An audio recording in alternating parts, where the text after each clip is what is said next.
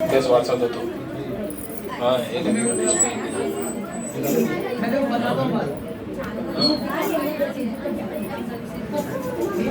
ओम अज्ञानतिमिरन्धस्य ज्ञानाञ्जनशलाकया चक्षुरुन्मीलितं येन तस्मै श्रीगुरवे नमः. श्रीचैतन्यमनोभीष्टं स्थापितं येन भूतले स्वयं रूप कदा मह्यं ददाति स्वपदान्तिकम्. वन्देऽहं श्रीगुरु श्रीयुतापदकमलं श्रीगुरून् वैष्णवांश्च श्रीरूपं साग्रजातं सहगना रघुनाथान्वितं तं सजीवं साद्वैतं सावधूतं परिजनसहितं कृष्णचैतन्यदेवं श्रीराधा कृष्णपादा सहगना ललिता श्रीविशाखान्वितंश्च. हे कृष्णा करुणा सिन्धु दीनबन्धु जगत्पते गोपेश गोपिका कांत राधा कांत नमोस्तुते. तप्त कांचन गौरांगी राधे वृंदावनेश्वरी वृषभानुसुते देवी प्रणमामि हरिप्रिये. वाञ्छाकल्पतरुभ्यश्च कृपा सिन्धुभ्य एव च पतितानां पावनेभ्यो वैष्णवेभ्यो नमो नमः. जय श्री कृष्ण चैतन्य प्रभु नित्यानंद श्री अद्वैत गदाधर श्रीवासदि गौर भक्तवृंद. हरे कृष्णा कृष्णा कृष्णा हरे हरे हरे राम राम राम हरे हरे. हरे कृष्णा. तो आज हम लोग जो है भगवान जो श्री गौर निताय श्री गोपाल जी, इनका हमने बहुत सुंदर अभिषेक किया. तो बहुत ही विशेष कृपा है भगवान का कि हम लोगों को आज भगवान का अभिषेक करने का सुनहरा अवसर मिला, वो भी इस पावन मास में, पुरुषोत्तम अधिक मास में हमें भगवान का अभिषेक करने का अवसर मिला. उसके बाद अभी हम भगवान का कथा सुनेंगे, उसके बाद भगवान का आरती होगा और भगवान का प्रसाद प्राप्त करने का अवसर मिलेगा. तो हमें समझना ये जो भी हमें मिल रहा है ये बहुत ही विशेष कृपा है. हमारी कोई योग्यता नहीं है ये सब चीज प्राप्त करने के लिए. इसलिए जैसा भी ऐसा हमें अवसर मिलता है तो हमें बहुत ही कृतज्ञ रहना चाहिए कि हमारी कोई योग्यता न होते हुए भी हमारे मनुष्य जीवन में हमें ये करने का अवसर मिल रहा है. तो आज हम लोग श्रीमद् भागवतम के दशम स्कंद में से जो 52वां अध्याय है, भगवान कृष्ण का किस तरीके से रुक्मिणी के साथ विवाह हुआ था उसके बारे में हम लोग चर्चा करेंगे. तो बताते हैं कि जरासंध जो थे वो मथुरा के ऊपर आक्रमण कर रहे थे. क्यों आक्रमण कर रहे थे? क्योंकि जरासंध की दो लड़की जिनका नाम था अस्ति और प्राप्ति, ये दोनों का विवाह कंस के साथ किया गया था. और जब कंस मर गए, किसने मारा कंस को? किसने मारा कंस को? कृष्ण ने मारा. तो मामा, कृष्ण के मामा थे कंस. तो जब कंस मर गया तो जरासंध की दोनों लड़की जो थी वो क्या हो गई? विधवा हो गई, क्योंकि पति को कृष्ण ने मार दिया. तो वैदिक संस्कृति के अनुसार बताया जाता है कि कोई भी एक स्त्री है कभी भी अकेली नहीं रहती है. जब वो बचपन में रहती है तो अपने पिता के आश्रय में रहती है, फिर जवान जब हो जाती है तो अपने पति के आश्रय में रहती है, और जब उसके बाद वो अपने कोई लड़का रहता है उसके आश्रय में रहती है. तो स्त्री कभी भी अकेली नहीं रहती है.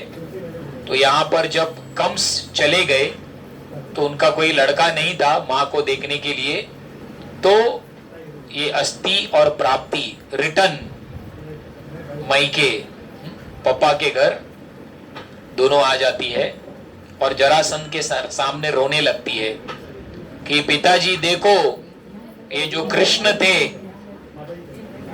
इन्होंने हम दोनों आपकी लड़कियों को क्या बना दिया?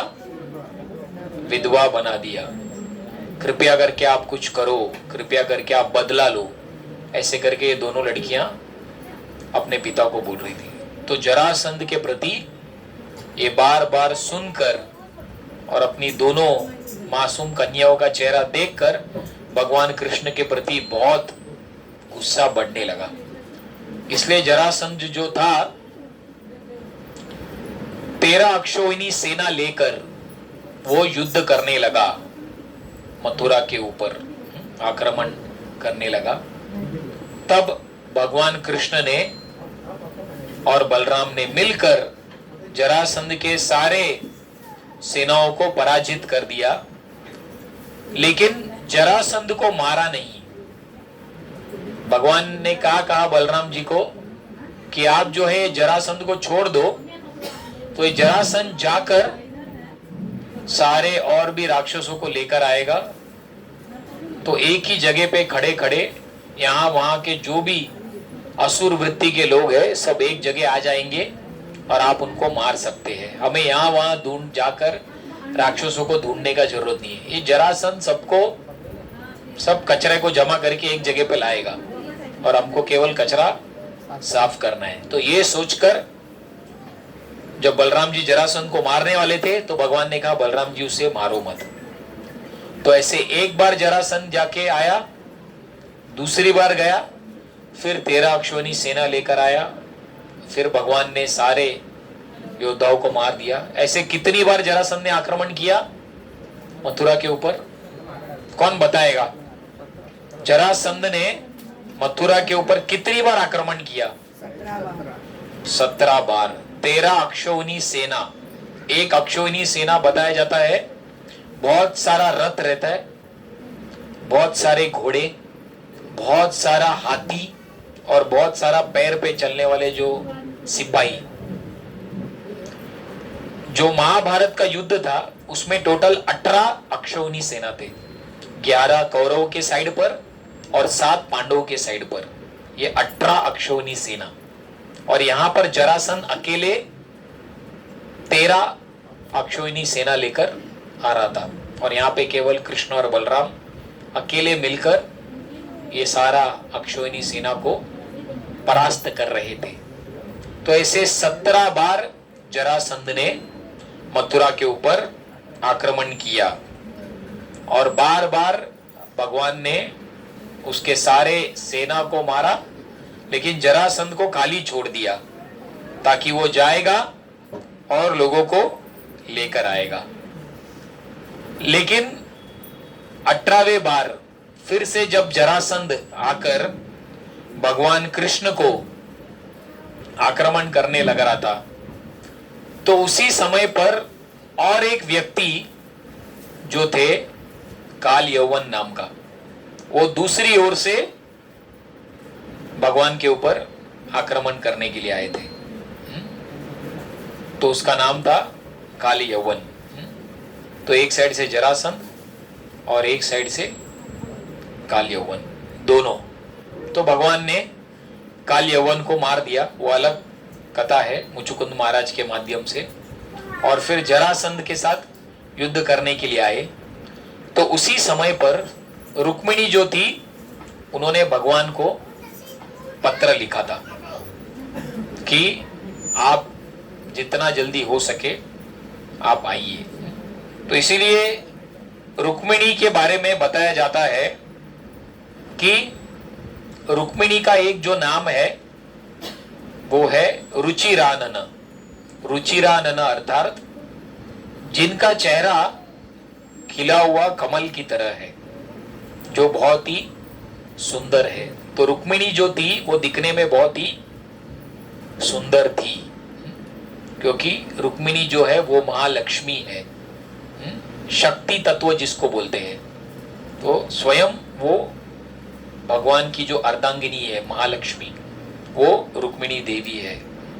तो बताते हैं वैदिक संस्कृति के अनुसार 8 तरीके के विवाह के बारे में बताया जाता है। अलग अलग नाम होता है विवाह का। उसमें 4 सही तरीका है और 4 जो है वो आसुरिक तरीका है विवाह करने का। तो अलग अलग उसका नाम मनुस्मृति में बताया गया है।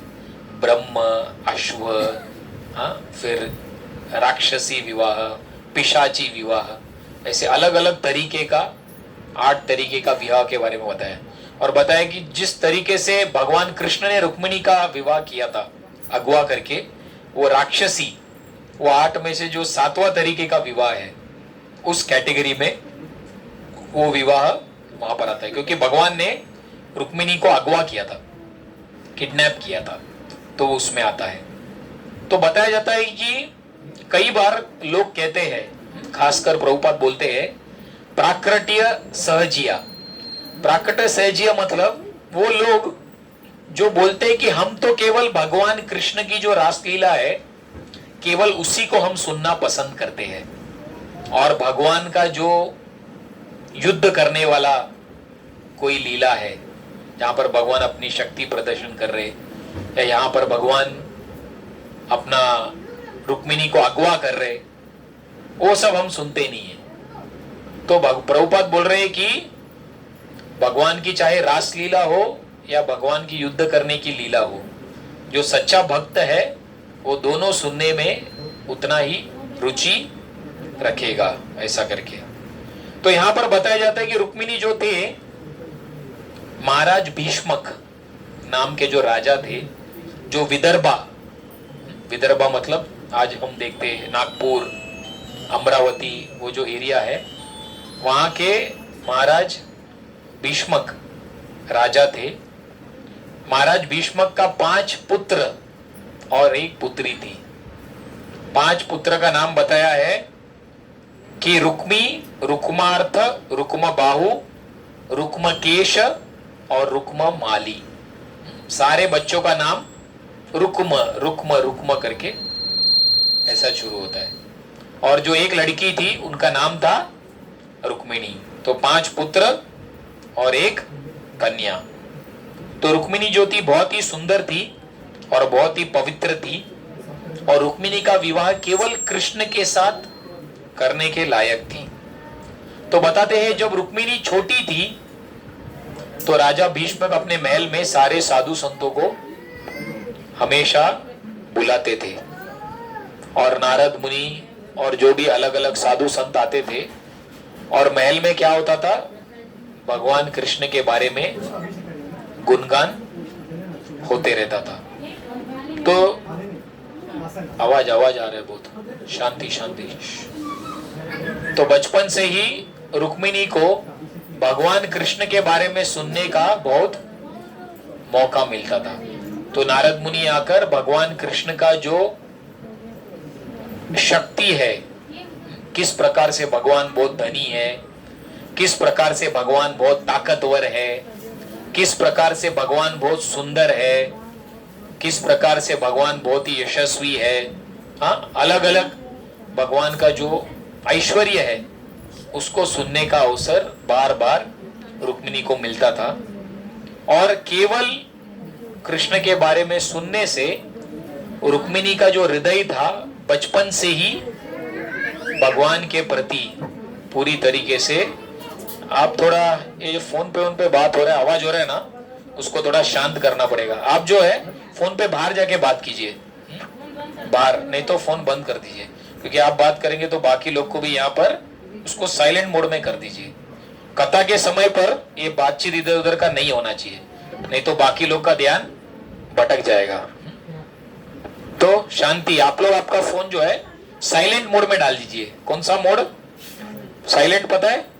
हाँ, नहीं तो अभी इनका बजेगा, फिर थोड़े टाइम पे किसी और का बजेगा, हाँ, तो आप लोग को पता नहीं चलेगा। लेकिन एक तो पहले ही कलयुग में जो मन है लोग ध्यान नहीं दे पाते, भटकते रहते हैं, उसके ऊपर से फिर और फोन बजेगा तो जो थोड़ा कोई ध्यान से सुन रहा है वो भी उसका फोन ध्यान पूरा भटक जाएगा बाजू वाले के उसके से। हाँ, तो बाकी तो 24 घंटा है, हाँ, दिन रात तो फोन पे बात होती है।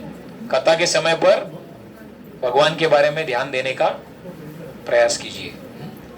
तो हम चर्चा कर रहे थे कि रुक्मिणी जो थी बचपन से ही महाराज भीष्मक जो थे अलग अलग साधु संतों को अपने महल में बुलाते थे और भगवान के बारे में चर्चा होती थी।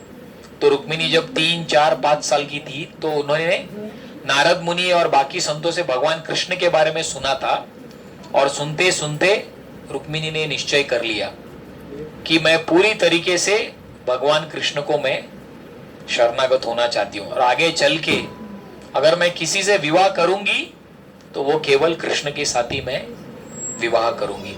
रुक्मिणी ने कभी भी कृष्ण को देखा नहीं था। विवाह होने के दिन तक भी कभी भी रुक्मिणी ने कृष्ण को देखा नहीं था, लेकिन सुनने से रुक्मिणी के मन में पूरा कृष्ण का जो छवि था वो पूरा बैठ गया, ऐसे ही दिखते होंगे। तो यहाँ पर हम देखते हैं किस प्रकार से भगवान के बारे में सुनने से भगवान के प्रति हमारा जो आकर्षण है वो स्वाभाविक रूप से निर्माण हो जाता है। तो यहाँ पर बताते हैं किस प्रकार से रुक्मिणी का भी अच्छे अच्छे गुणों के बारे में बताया है। तो महाराज भीष्म के घर में जो भी रिश्तेदार थे सब लोगों का इच्छा था कि रुक्मिणी का विवाह केवल कृष्ण के साथ होना चाहिए, लेकिन एक व्यक्ति थे। वो कौन थे? रुक्मिणी के भाई जिसका नाम था रुक्मी। वो एक व्यक्ति का इच्छा था कि रुक्मिणी का विवाह कृष्ण के साथ नहीं होना चाहिए। किसके साथ होना चाहिए?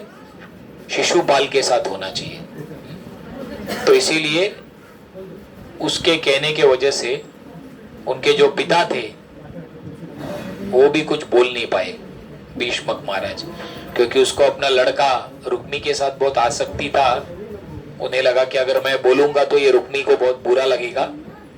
तो इच्छा न होते हुए भी उनके पिता ने अपने बड़े लड़के रुक्मी जो बोल रहा है कि बहन का विवाह केवल शिशुपाल के साथ होना चाहिए। और ये शिशुपाल जो था वो भगवान कृष्ण का बहुत ही खतरनाक दुश्मन था। बचपन से लेकर शिशुपाल ने पहला शब्द बोलना चालू किया, हाँ, जैसे बच्चे बोलते हैं ना, क्या बोलते हैं बच्चे?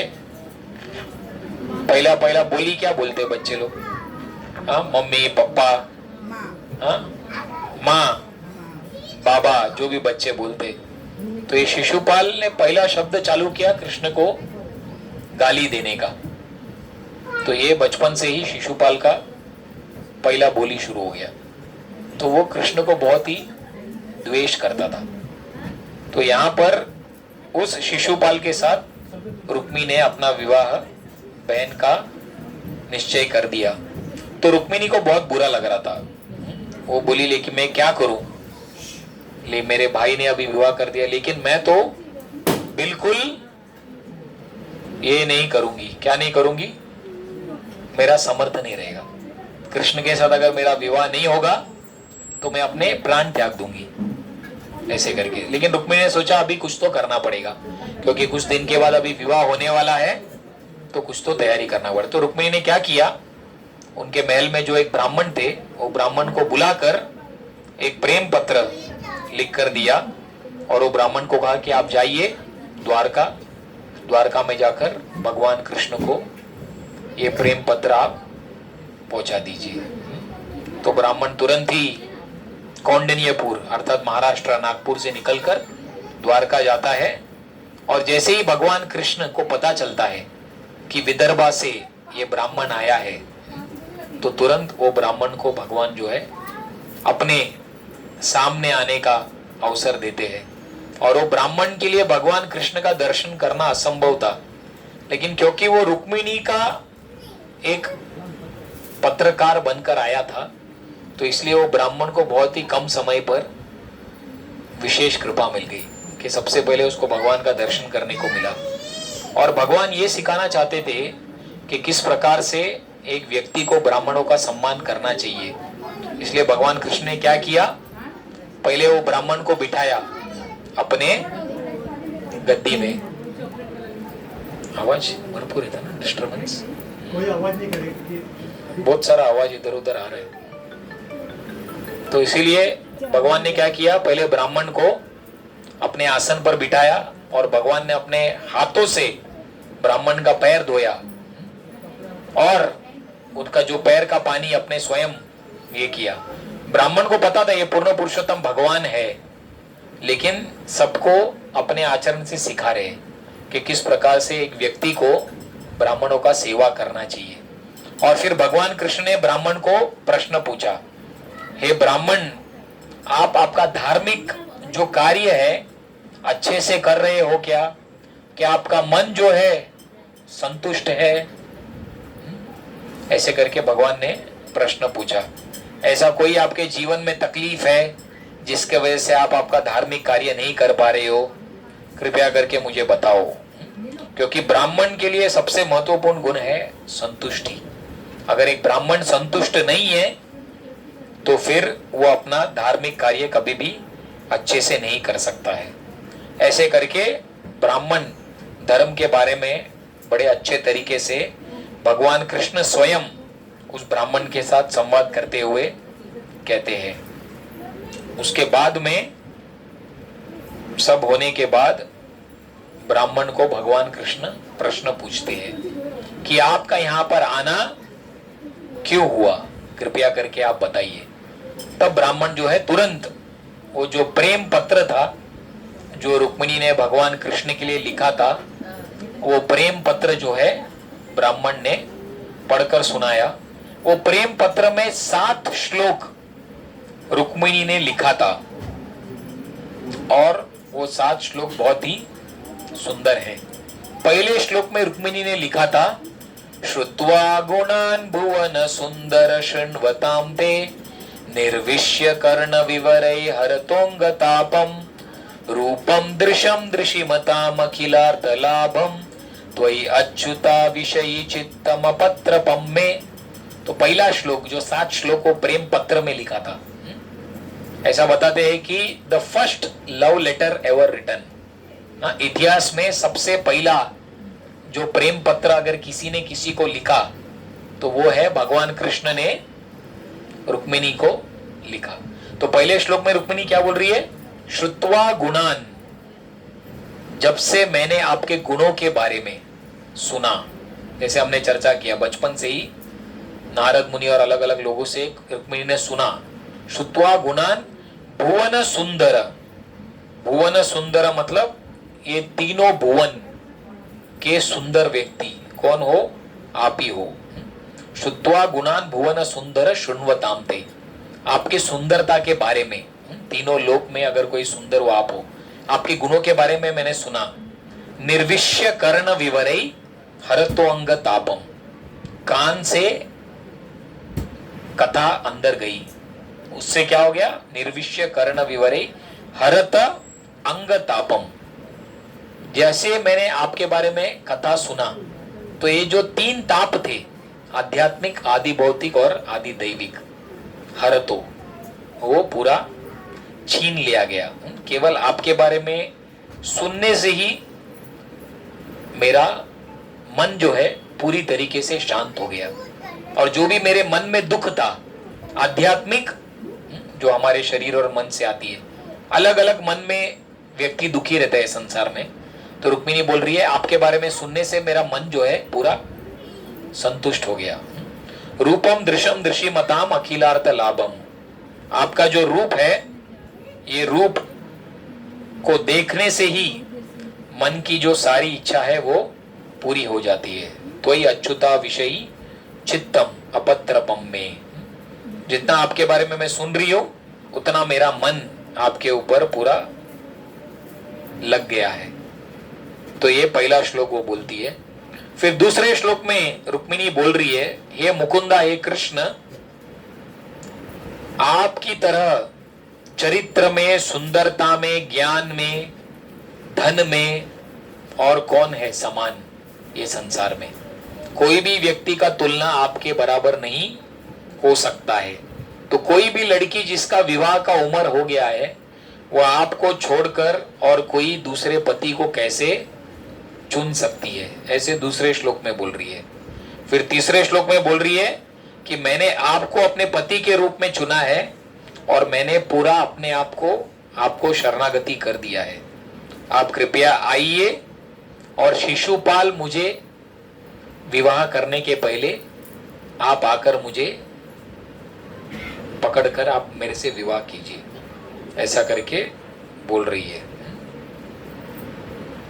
फिर चौथे श्लोक में वो बोल रही है, अगर मैंने पूर्व जन्म में कोई भी अगर पुण्य का काम किया है, अगर मैंने कहीं पर कुछ यज्ञ, दान, तपस्या कुछ भी मैंने किया है, तो कृपया करके उसका जो फल है वो एक ही चीज मुझे मिलना चाहिए, वो है कि भगवान कृष्ण का विवाह मेरे साथ होना चाहिए और शिशुपाल मेरे निकट नहीं आना चाहिए। और फिर 5वें श्लोक में रुक्मिणी बोल रही है कि कल जो है मेरा विवाह होने वाला है, आप कृपया करके कल विवाह होने के पहले आप आ जाइए वैदर्भा और किसी तरीके से आप मुझे अगवा कर लेकर जाइए। फिर वो बोलती है कि ए कृष्ण, आप सोचते रहेंगे कि कैसे मैं आकर तुम्हें अगवा करूं, तो उसका भी प्लान मैं आपको बताती हूं।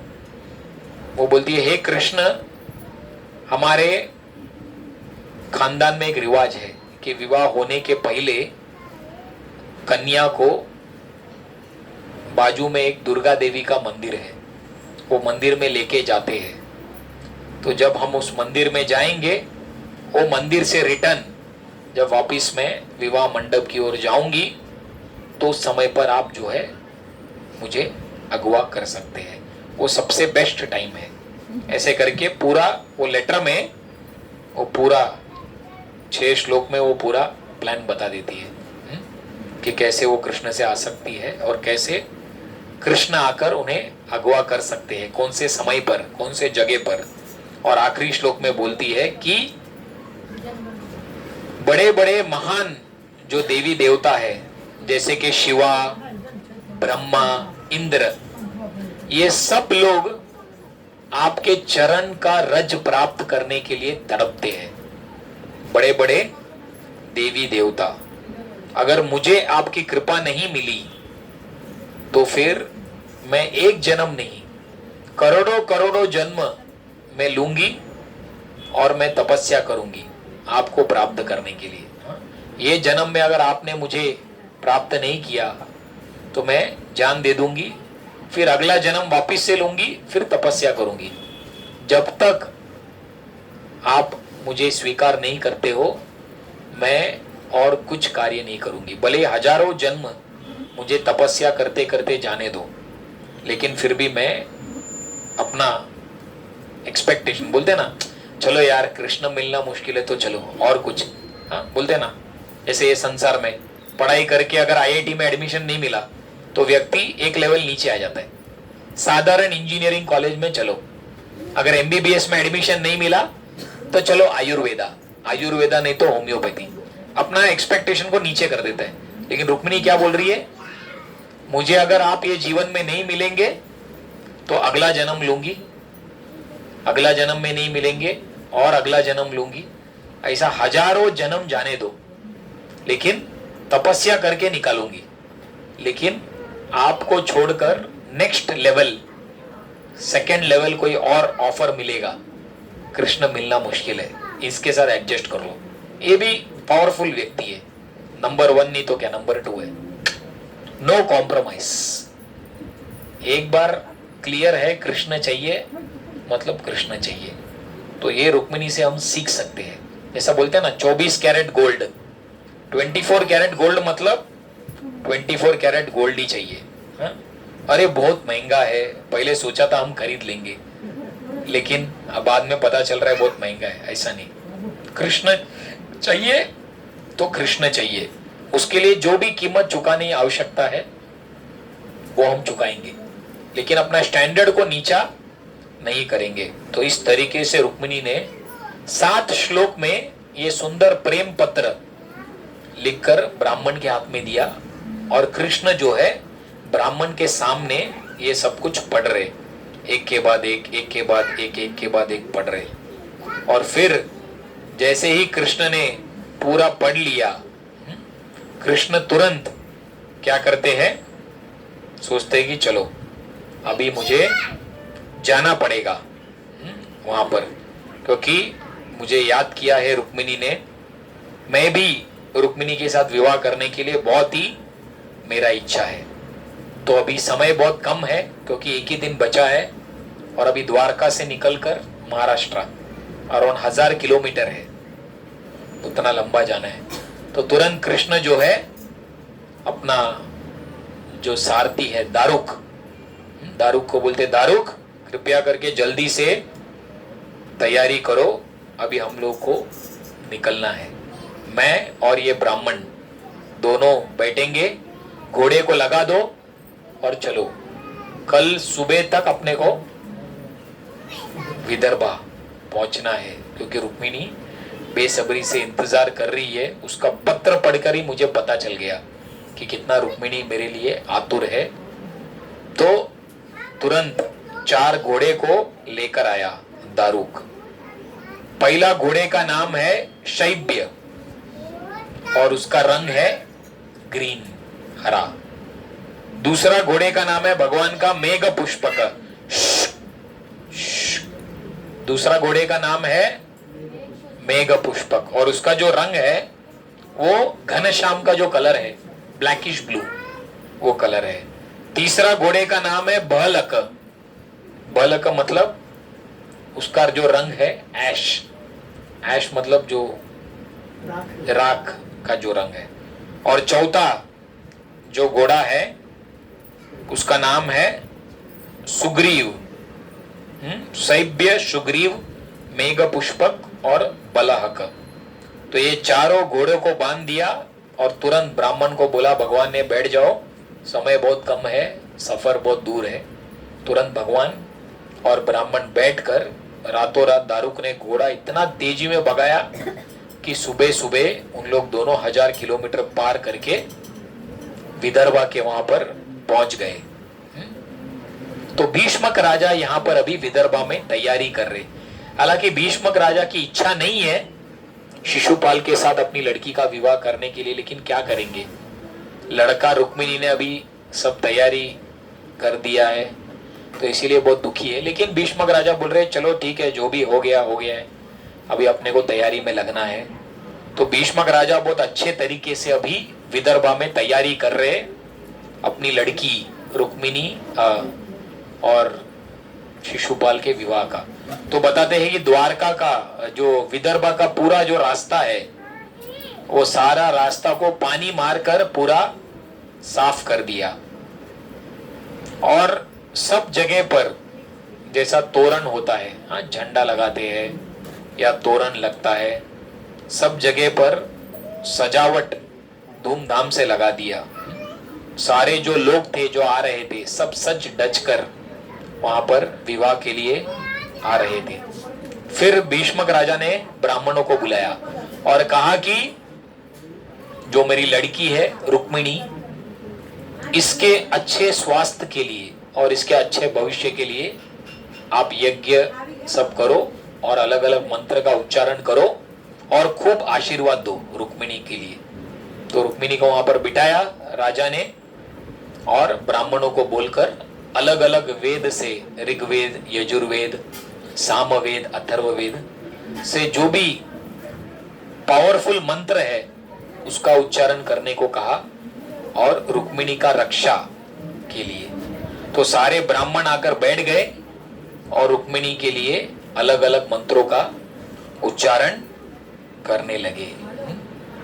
वो होने के बाद भीष्मक राजा ने सारे ब्राह्मणों को सोना, चांदी, बहुत सारा धन जो है उनको दान में दिया और घोड़ अपना गाय भी उनको दान में दिया।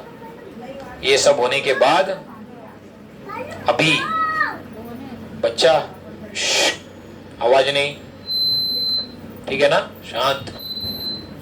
रुक्मिणी का पिताजी ने तैयारी कर लिया। तो शिशुपाल के जो पिताजी थे दमघोष, वो सोचा अरे अभी मेरे बच्चे का भी, इधर तो भीष्मक राजा ने रुक्मिणी के लिए इतना सारा आशीर्वाद जमा किया, तो मुझे भी मेरे लड़के के लिए उतना ही आशीर्वाद, उतना ही कृपा जमा करना है। तो दमघोष राजा ने भी भीष्मक राजा को देखकर उसने भी वैसे ही किया। शादी के पहले ब्राह्मणों को बुलाकर मेरा बेटा शिशुपाल के लिए भी आप स्वस्ति वाचन जो मंत्र है उसका उच्चारण करो। दमघोष को एक चिंता थी कि अगर ये शादी के बीच में अगर कृष्ण कहीं आ गया और मेरे लड़के का विवाह होने नहीं दिया तो फिर क्या। तो दमघोष का पूरा जो मन था वो एक ही चीज में लगा था कि अपना सेना को रेडी रखना है और अगर कृष्ण कहीं बीच में आ गए तो युद्ध करने के लिए तैयार रहना है। तो दमघोष का विवाह के ऊपर उतना ध्यान नहीं था, उसका था मिलिट्री सेना लोग को तैयार रखना कि कहीं कृष्ण ने आकर बीच में कुछ गड़बड़ किया।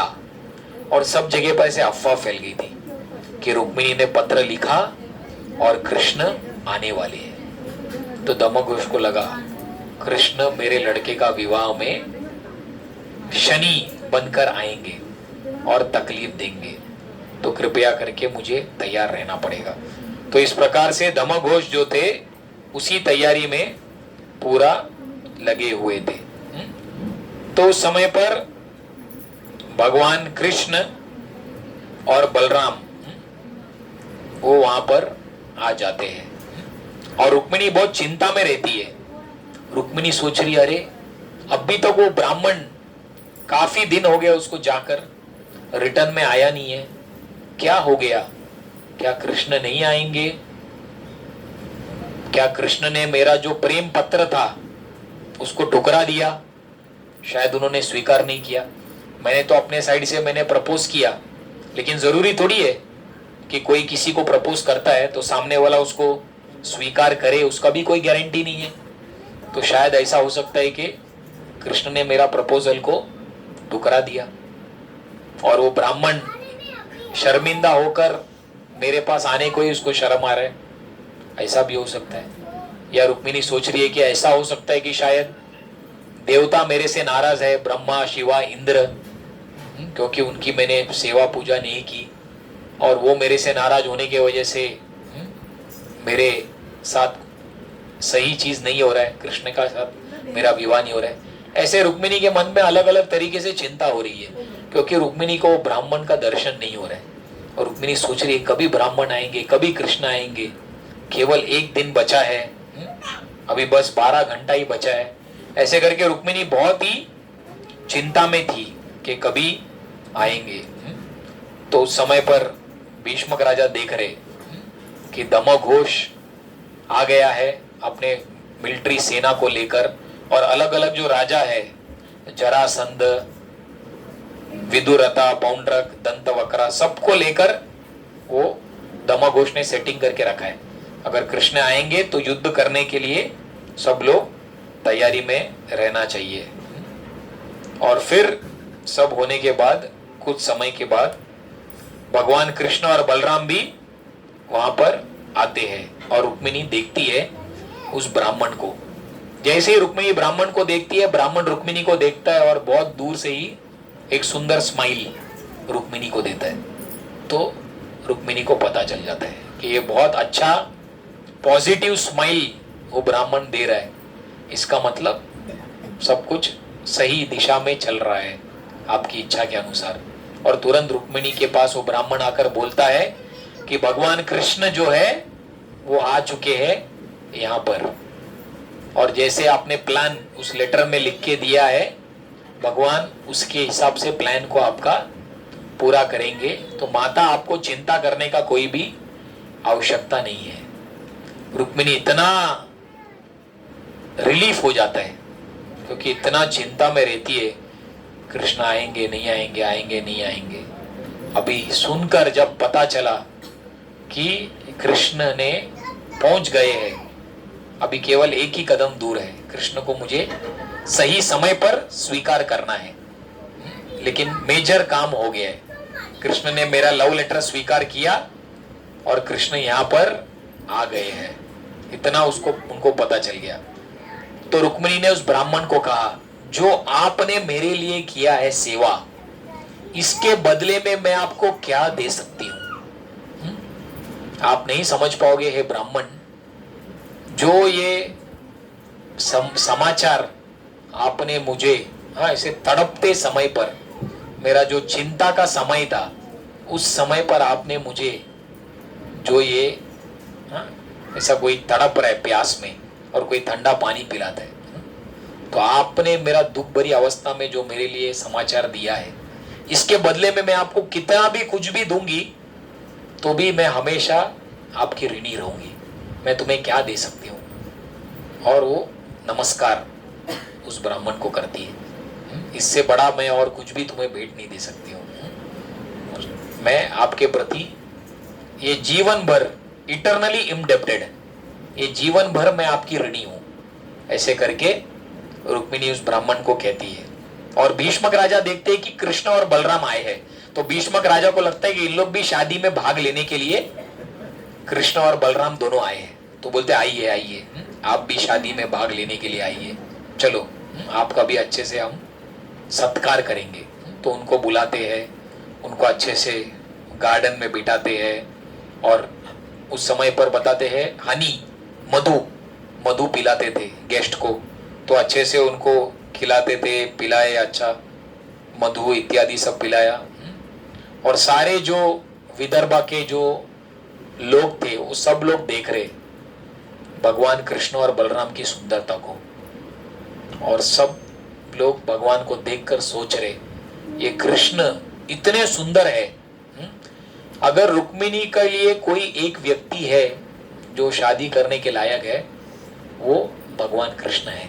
और हर एक व्यक्ति जो जन सामान्य व्यक्ति है वो प्रार्थना कर रहा है कि अगर हमारे जीवन में हमने कुछ अच्छा कार्य किया है, हमारा कोई भी पुण्य है, तो उसका एक फल दे दो कि रुक्मिणी का विवाह कृष्ण के साथ होना चाहिए।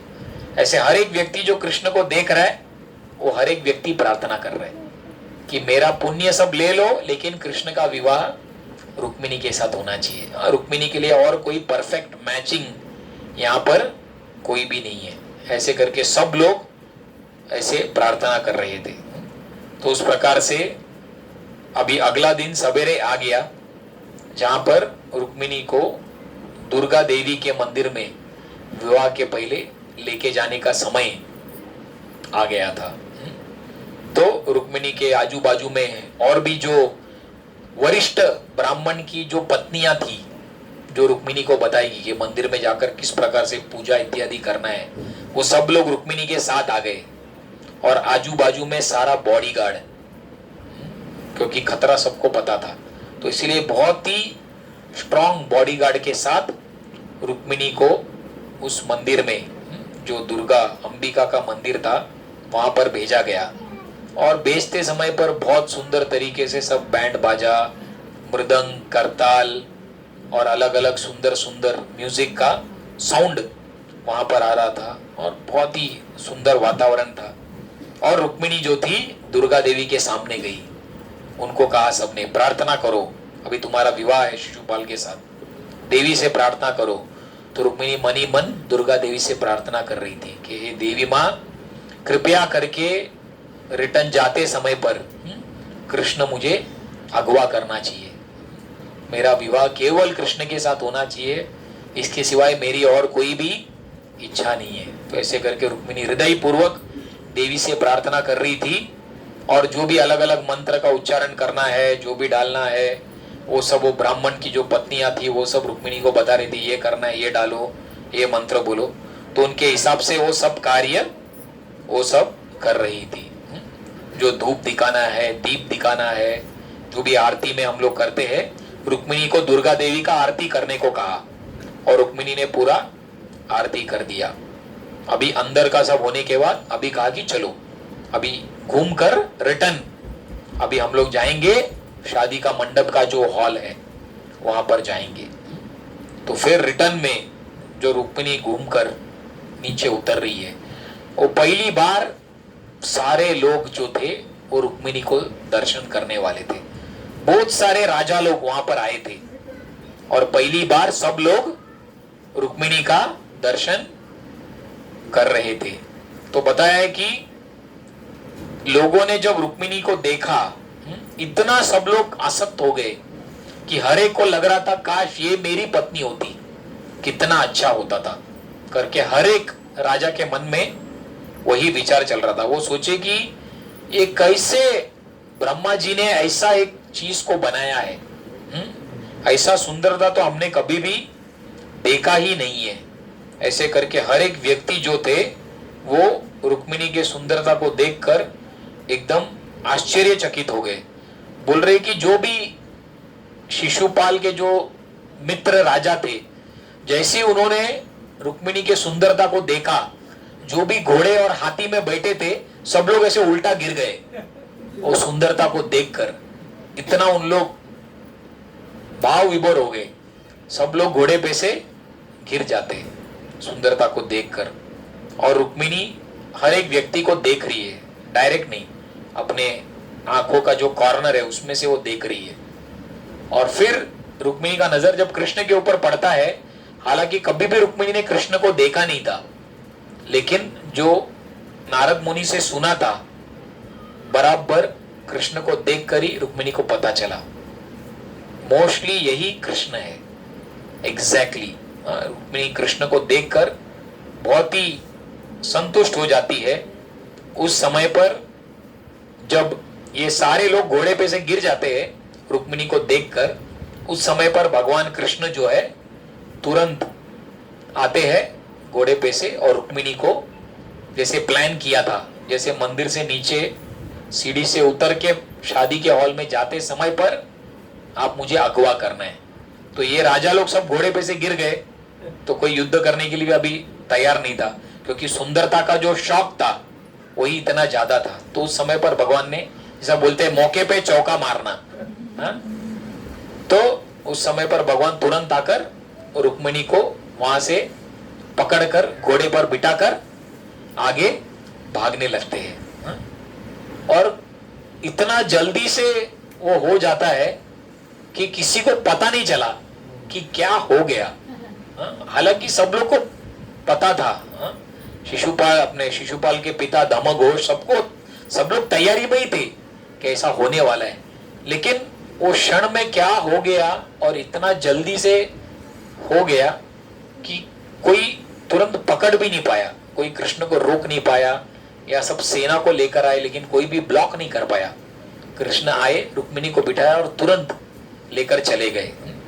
तो उस समय पर जरासंध और जो भी बाकी के लोग थे, उनको जब ऐसा होश में आए, देखकर उनको पता चला बाप रे, जो चीज का हमें डर था वही हो गया है कि रुक्मिणी को ये कृष्ण भगाकर लेकर गया है।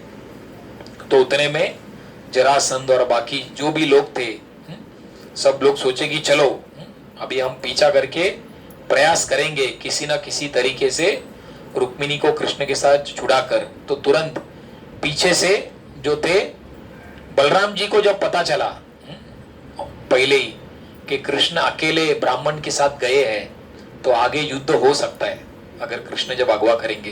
तभी बलराम जी दूसरे रथ में ही वो भी निकल कर आए थे द्वारका से यहाँ तक। और जब कृष्ण रुक्मिणी को लेकर आगे भाग कर गए, तो पीछे बलराम जी ने अपना टीम रेडी करके रखा था युद्ध करने के लिए। और रुक्मिणी देख रही है कि किस प्रकार से पीछे युद्ध चल रहा है, जो जरासंध शिशुपाल सब लोग बाण चला रहे और बलराम जी पीछे से बाण चला रहे। तो रुक्मिणी जब पीछे मुड़कर देख रही है, बहुत घमासान युद्ध चल रहा है। तो रुक्मिणी कृष्ण को बोल रही है, आप कृपया करके मुझे क्षमा कर दीजिए, क्योंकि मेरे वजह से इतना सारा सब जो युद्ध है वो हो रहा है। तो भगवान कृष्ण बोलते, आप चिंता मत करो रुक्मिणी, जो हमारी सेना है वो दुश्मनों को हरा देगी। तो भगवान जब ऐसा शब्द बोलते हैं हमारी सेना, तो रुक्मिणी को बहुत अच्छा लगता है कि भगवान ने मुझे स्वीकार कर लिया है। कृष्ण का सेना था, लेकिन कृष्ण ने मेरा सेना दुश्मनों को मार देगा ऐसा नहीं बोला, बोला हमारी सेना जो है वो दुश्मनों को मार देगी। तो रुक्मिणी को बहुत अच्छा लगा वो हमारा शब्द सुनकर कि कृष्ण ने मुझे स्वीकार किया है। इसलिए हालांकि कृष्ण की सेना थी पूरी, लेकिन वो बोले कि हमारी सेना। तो फिर सारा लोग जो थे पीछे से युद्ध चल रहा था और बलराम जी एक एक करके सबको मार रहे थे। और फिर जरासंध को पता चला कि बलराम जी तो बहुत घमासान तरीके से युद्ध कर रहे हैं और जरासंध सोच रहा था मेरा सब लोग हार चुके हैं, अभी शिशुपाल के लिए हम लोग सब लड़ाई कर रहे हैं, हम लोग क्यों इतना मर रहे शिशुपाल के लिए, ऑलरेडी हमारा टीम इतना कम हो गया है, ठीक है तो अभी मैं यहीं पर रुकता हूँ, आगे जो युद्ध करना है वो शिशुपाल कर लेगा, ऑलरेडी मैंने इतना प्रयास किया, शिशुपाल का जो करना है उसको करने दो, उसको तो शादी करना है, हमको थोड़ी करना है, तो उसको जो करना है उसको करने दो, हमने इतना क्यों ये करेंगे। तो फिर जरासंध अपनी सेना के साथ वहीं पर रुक जाते हैं। उसके बाद शिशुपाल जो है वो बहुत प्रयास करता है आगे चलकर युद्ध करने के लिए, लेकिन कुछ भी होता नहीं है। पूरी तरीके से जो है शिशुपाल को बलराम जी और उनकी जो सेना थी पूरी तरीके से हरा देते हैं। शिशुपाल बहुत दुखी हो जाता है क्योंकि उसके मन में इतना इच्छा था कि रुक्मिणी के साथ विवाह करेगा, अभी केवल कुछ घंटा बचा था, उसने पूरा हनीमून का भी प्लानिंग बना लिया था, सब कुछ हो गया था, उसके पहले इधर कृष्ण जो थे बीच में आकर, तो शिशुपाल बहुत दुखी हो गए।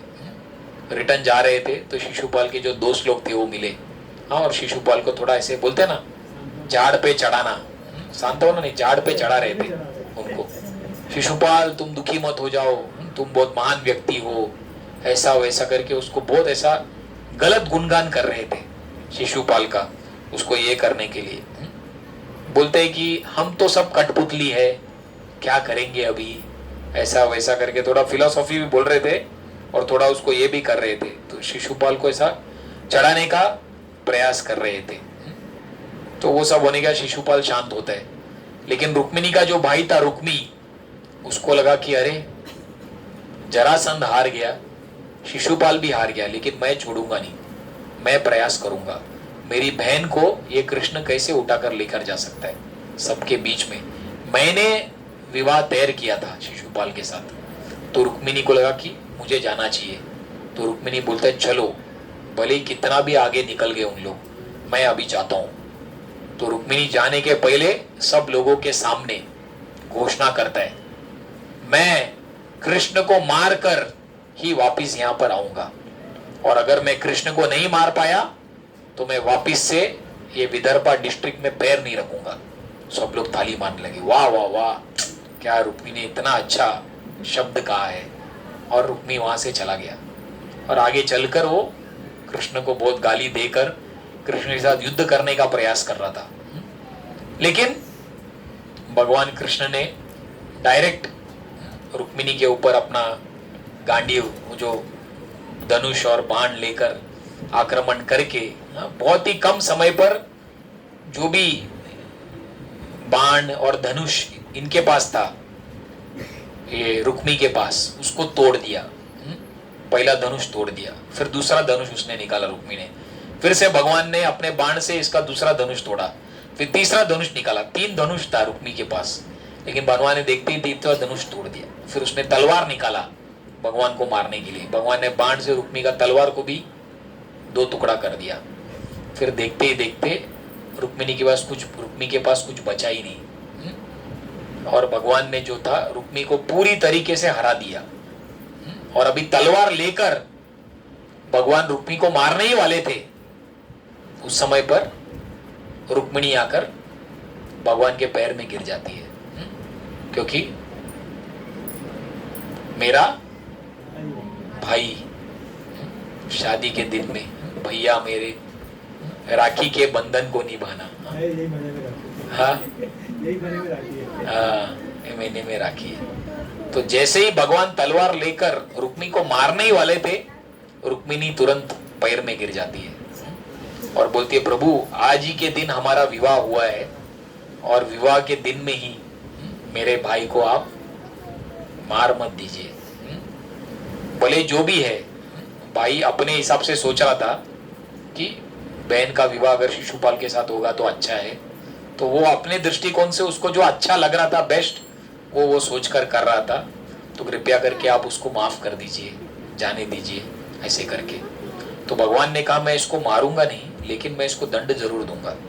तो भगवान ने शेविंग ब्लेड लेकर रुक्मिणी का जो मूंछ था उसको ऐसे आधा काट दिया, और रुक्मिणी का जो दाढ़ी है उसको ऐसे आधा काट दिया, फिर उसका सिर जोता, इधर बाल रखा, इधर का बाल निकाला, इधर बाल रखा, इधर का बाल निकाला, इधर बाल रखा, इधर का बाल निकाला, पूरा एक जोकर की तरह रुक्मी का पूरा चेहरे को एक जोकर की तरह कर दिया। तो एक क्षत्रिय के लिए ऐसा अपमान करना मृत्यु जैसे ही है पूरा। तो भगवान ने पूरा ऐसी हालत कर दिया जहां पर रुक्मी के लिए वो मरने जैसे ही हो गया। तो रुक्मी को बहुत ही ऐसे बुरा लगता है। उस समय पर फिर बलराम जी आते हैं और बलराम जी आकर रुक्मिणी को थोड़ा सांत्वना देते हैं। रुक्मिणी बहुत दुखी रहती है। बलराम जी आकर उनको बोलते हैं कि ये शारीरिक स्तर पर तुम अपने भाई के साथ इतना आसक्त मत रहो, अंत में ये शरीर और ये शरीर से संबंधित जो भी रिश्ता है ये केवल बहुत क्षणिक है। ऐसे करके शरीर और आत्मा के बीच का जो ज्ञान है वो बलराम जी आकर रुक्मिणी को देते हैं और रुक्मिणी को बोलते तुम इतना दुखी मत हो जाओ। और जैसे ही रुक्मिणी लंबी कथा बलराम जी से सुनती है तो रुक्मिणी को थोड़ा अच्छा लगता है और अपने मन को वापिस से जो उसको दुख लगता है रुक्मिणी को, वो मन को अपना शांत कर लेती है और रुक्मी को वहां से छुड़ा देती है, अभी तुम चले जाओ। तो रुक्मी तो अभी वापिस से अपने विदर्भा में जा नहीं सकता है, क्योंकि उसने बड़ा बड़ा उधर हाँक कर आया था कि मैं एक तो कृष्ण को मारूंगा, नहीं तो वापिस नहीं आऊंगा। तो रुक्मी ने सोचा मेरे जबान से तो मैंने वचन दे दिया, तो अभी मैं वापिस से विदर्भ जा नहीं सकता हूं। तो इसीलिए विदर्भ के पहले ही एक स्थान है जहां पर रुक्मी ने एक छोटा सा एक कुटिया बनाया और वहीं पर आगे में उसका मरने तक का जो भी समय था वो कुटिया में ही वहां पर निकाल दिया, एक गांव के पास। कभी वो रिटर्न विदर्भ जा नहीं पाया क्योंकि कृष्ण को वो हरा नहीं पाया इसलिए। तो इस प्रकार से बहुत ही सुंदर तरीके से बताते हैं कि भगवान कृष्ण ने रुक्मिणी के साथ विवाह किया। और रुक्मिणी से हम सीख सकते हैं जो फोकस और जो रुक्मिणी का गोल जो था वो बहुत ही क्लियर था कि मुझे जीवन में कृष्ण और केवल कृष्ण चाहिए, कृष्ण के सिवाय और दूसरा कुछ भी मुझे नहीं चाहिए।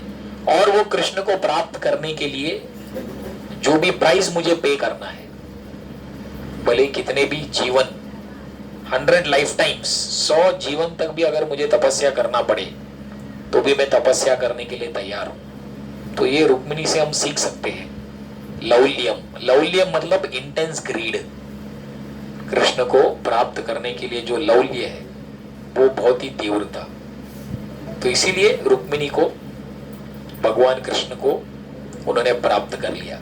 इसलिए अगर रुक्मिणी की तरह हम भी अगर कृष्ण को प्राप्त करना चाहते हैं, रुक्मिणी कृष्ण से विवाह करना चाहती थी, हम कृष्ण को प्राप्त करना चाहते हैं भक्ति के माध्यम से, तो उसके लिए हमें भी अगर भक्ति अच्छे से करेंगे तो हम भी भगवान कृष्ण को प्राप्त कर सकते हैं। लौल्यम, greed is the only price.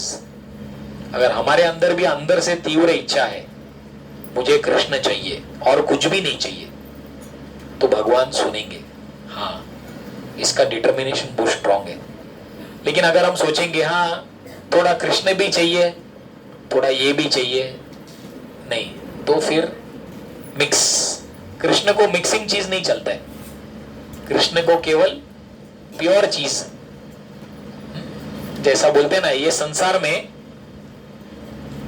Chastity, एक मतलब एक ही चाहिए। हाँ, कोई पति और पत्नी है, वो कोई कॉम्प्रोमाइज नहीं चलेगा। हाँ, कि मेरा पत्नी मेरे साथ भी प्रेम करती है और दूसरा के साथ भी करेगी, चलेगा, वैसा नहीं। 100% ये तो शरणागति मतलब कृष्ण को 100% वो चाहिए, समर्पण की भावना। तो इसीलिए कोई अगर बोलेगा कि हाँ हम कृष्ण भक्ति भी थोड़ा करेंगे और थोड़ा हमको ये भी करना है, तो कृष्ण का उससे वो उतना ज्यादा प्लीज नहीं होते। लेकिन अगर जब भगवान देखते हैं कि हाँ ये 100% मेरे प्रति समर्पण की भावना है, तो उस व्यक्ति के प्रति भगवान बहुत जल्दी उसको अपने आप को दे देते हैं। ऐसे हम बहुत सारी कथाओं में हम देखते हैं जहां पर 100% समर्पण की भावना थी, वहां पर कृष्ण तुरंत उस व्यक्ति को ये कर लेते। तो इसीलिए ग्रीड, लौल्यम जो है वो रुक्मिणी से हम सीखते हैं, रेडी टू पे द प्राइस। तो इसलिए हम रुक्मिणी से प्रार्थना कर सकते हैं कि जिस प्रकार से आपने भगवान कृष्ण को प्राप्त करने के लिए तीव्रता, डिटर्मिनेशन दिखाया, उस तरीके से हम लोग भी अपने जीवन में वो डिटर्मिनेशन जो है वो हम लोग भी दिखाएंगे, तो वास्तव में हमारा मनुष्य जीवन जो है वो यशस्वी हो सकता है। हरे कृष्णा कृष्णा कृष्णा हरे हरे, हरे राम राम राम हरे हरे। किसी का कोई प्रश्न है, कुछ पूछना है किसी को? नहीं तो फिर हम लोग आगे अभी आरती कर सकते हैं। पुष्पाभिषेक कर लेते क्या?